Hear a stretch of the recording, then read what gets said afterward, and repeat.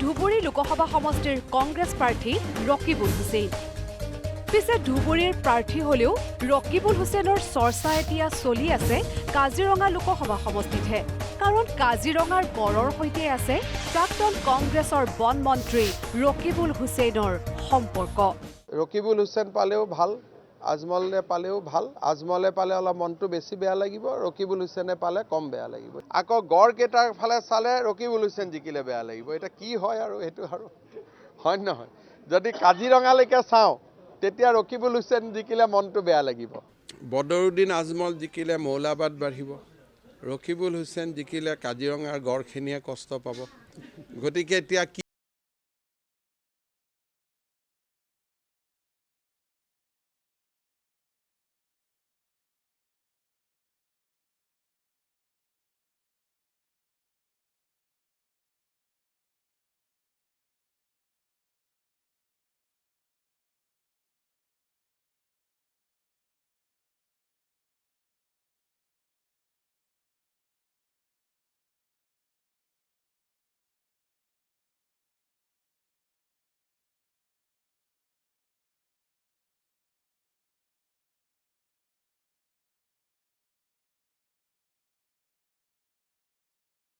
যে পাহৰি যোৱা নাই, তেওঁ যেতিয়া বনমন্ত্ৰী আছিলে মানে হত্যাযজ্ঞ চলিছিলে, গড়ৰ হত্যা লীলা। গড় হ'ল আমাৰ সম্পদ, ঐতিহ্য সম্পদ।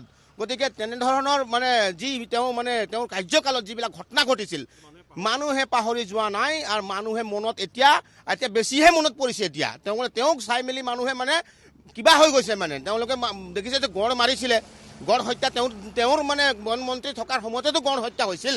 এতিয়া গড়কেইটা যিদিনা ৰকিবুল হুছেইন নমিনেশ্যন দি উভতি গ'ল, তেতিয়াই গড়কেইটা তেখেতক দেখাৰ লগে লগে উভতি দিলে।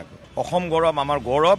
কাজিৰঙাৰ গড় এতিয়া কিন্তু বহয়াতৰ এতিয়া আপুনি যদি যায়, আপোনালোকে চেনেলত যদি যায়, যিদিনাই ৰজনীনাৰ লগত ৰকিবুল হুছেইন ডাঙৰীয়া আহিলে সেইদিনাৰ পৰা গড়কেইটা একেবাৰে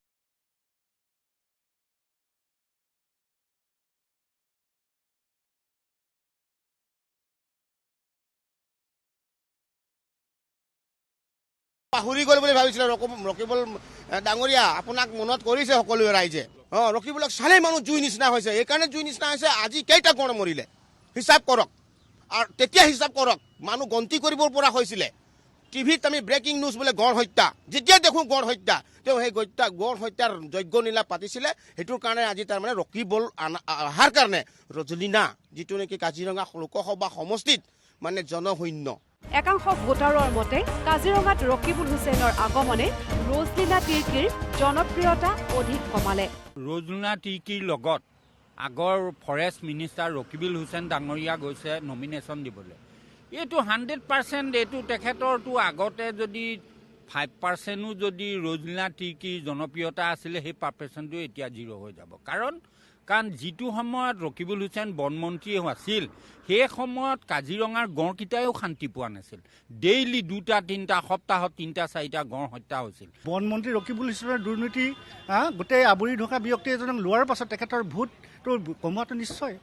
কিয় তাৰমানে তেখেত বনমন্ত্ৰী হৈ থাকোঁতে কাজিৰঙাৰ গড়খিনি আপোনাৰ যেনেধৰণে মৃত্যুবৰণ কৰিছিলে, যেনেধৰণে চোৰাং চিকাৰীৰ হাতত মৃত্যুবৰণ কৰিছিলে, আৰু তেখেতে ইতিমধ্যে তেখেতৰ কিছুমান দল সংগঠনে তেখেতৰ ওপৰত এনেকুৱা কিছুমান এলিগেশ্যন আনিছে যে বনমন্ত্ৰী ৰকিবুল হুছেইন সেই সময়তে জড়িত আছে বুলি।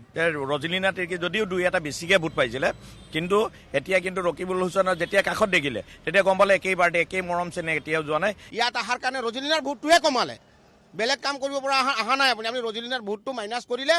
কাজিৰঙাৰ কংগ্ৰেছ প্ৰাৰ্থী ৰজলিনা তিৰ্কীক সমৰ্থন জনাবলৈ অহাৰ পাছৰে পৰা কাজিৰঙাত চৰ্চাৰ বিষয়টোৱেই হৈ পৰিছে ৰকিবুল হুছেইন আৰু গড় হত্যা।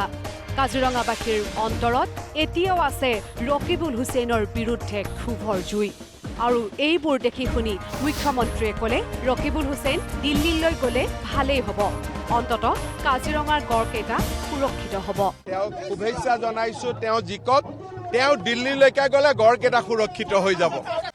কেমেৰা পাৰ্চন তেজাবৰ সৈতে কাজিৰঙাৰ পৰা ৰঞ্জিত ৰজকৰ সহযোগত ব্যুৰ' ৰিপৰ্ট, নিউজ লাইভ।